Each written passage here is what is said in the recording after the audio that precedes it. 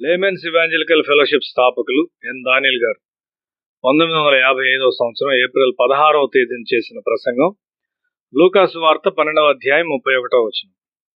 మీరైతే ఆయన రాజ్యమును వెదకుడి, దానితో కూడా ఇవి మీకు అనుగ్రహింపబడును. 48వ వచనంలో ఎవనికి ఎక్కువగా ఇయ్యబడునో వాని యొద్ద ఎక్కువగా తీయజూతురు, మనుషులు ఎవనికి ఎక్కువగా అప్పగింతురో వాని యొద్ద ఎక్కువగా అడుగుదురు. దేవుని యొక్క గొప్ప లక్ష్యము మనిషి హోదాను పెంచుట. అతడు పడిపోయిన మనిషి, దేవుడు అతన్ని లేపి అత్యున్నతమైన మనసుతో పనిచేయనట్లు అతన్ని కోరుచున్నాడు.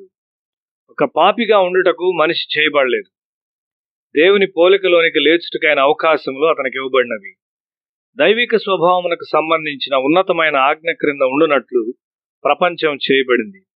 దైవాత్మ ద్వారా మానవుని ఆత్మ ప్రభావితం చేయబడి ఆత్మ అతని మానసిక సామర్థ్యమును నడిపించవలసి ఉన్నది. యేసు తన శిష్యులను ఆ విధంగా తయారు చేయటంలో విజయుడయ్యాడు. మత్తయి సువార్త 19వ అధ్యాయం 27-28 వచనాలు. పేతురు, ఇదిగో మేము సమస్తమును విడిచిపెట్టి నిన్ను వెంబడించితిమి గనుక మాకేమి దొరుకునని ఆయన అడుగ్గా యేసు వారితో ఇట్లనెను, ప్రపంచ పునర్జన్మమందు మనుష్య కుమారుడు తన మహిమగల సింహాసనం మీద ఆసీనుడై ఉండినప్పుడు నన్ను వెంబడించిన మీరును 12 సింహాసనం మీద ఆసీనులై ఇశ్రాయేలు 12 గోత్రముల వారికి తీర్పు తీర్చుదురు. దేవుడు మన కొరకు గొప్ప విషయాలను మనసులో కలిగి ఉన్నాడు. లూకా సువార్త 12వ అధ్యాయం 32వ వచనము, చిన్నమందా భయపడకుడి, మీకు రాజ్యం అనుగ్రహించుటకు మీ తండ్రికి ఇష్టమై ఉన్నది. లోకములో రకరకములైన జీవితములు ఉన్నాయి. పక్షి జీవితము, జంతు జీవితము, మొక్క జీవితము మొదలైనవి. మనము ఒక వైద్య కళాశాల లేక ఇంజనీరింగ్ కళాశాల విద్య ద్వారా వెళుచున్నప్పుడు ఒక డాక్టర్ లేక ఇంజనీరు మనసుతో మనం బయటకు వస్తాం. దేవుడు మనలో ఒక ఉన్నత స్థాయికి మరియు ఒక ఉన్నత గ్రహింపునకు ఎత్తాలని కోరుచున్నాడు. భయంతో నిండిన మనస్సు పోవును, అయితే శక్తి మరియు అధికారం అనే ఒక ఉన్నతమైన గ్రహింపు మనకు వచ్చును.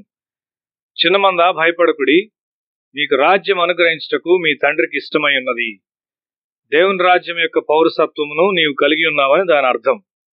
ఒక రాజకుటుంబ సభ్యునికి మరియు ఒక సామాన్య మనిషికి మధ్య తేడా ఏంటి?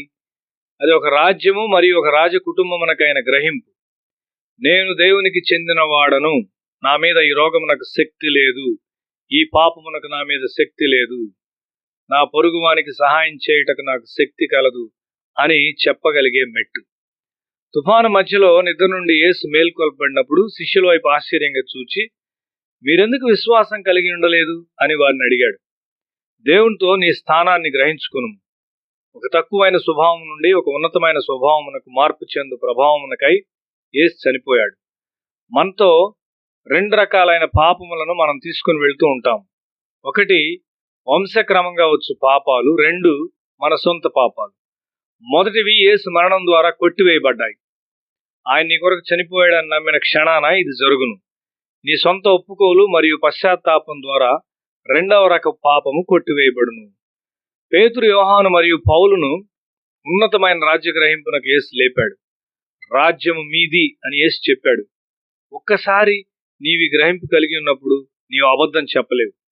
ఇవి విరుద్ధమైనవి. అబద్ధము భయం వలన వచ్చును, అది విశ్వాసమునకు వ్యతిరేకమైనది. మీరు రాజులైన యాజక సమూహం అని గుర్తుంచుకునము. నీవు కలిగి ఉన్న దాన్ని అమ్మివేయము, నీ కొరకు పరలోక ధనమును ఏర్పాటు చేసుకును. నీవు ప్రార్థించినప్పుడు నీవు చేయుచున్నదేమి? నీవు ఒక రాజుతో మాట్లాడుచున్నావు. ఆయనతో నీవు మాట్లాడుచున్నప్పుడు ఒక రాజు మనస్సు నీలోనికి వచ్చును. నీ రాజ్యం వచ్చునుగాక, పరలోకంలో ఉన్నట్లు భూమి మీద నీ చిత్తం జరుగునుగాక. దేవుడు నీ ప్రార్థనను వింటూ ఉన్నాడు. నీవు ప్రార్థిస్తున్నట్లయితే అద్భుతమైన విషయాలు జరుగుటాన్ని నీవు చూస్తావు. మొదట దేవుని రాజ్యము నీ హృదయంలోను మరియు ఇతరుల్లోనూ స్థాపించబడవలసి ఉన్నది. నీ రాజ్యం వచ్చునుగాక అన్న దాని అర్థం ఇది. తక్కువ స్వభావమును నీవెంత మాత్రము కోరుకొనవు.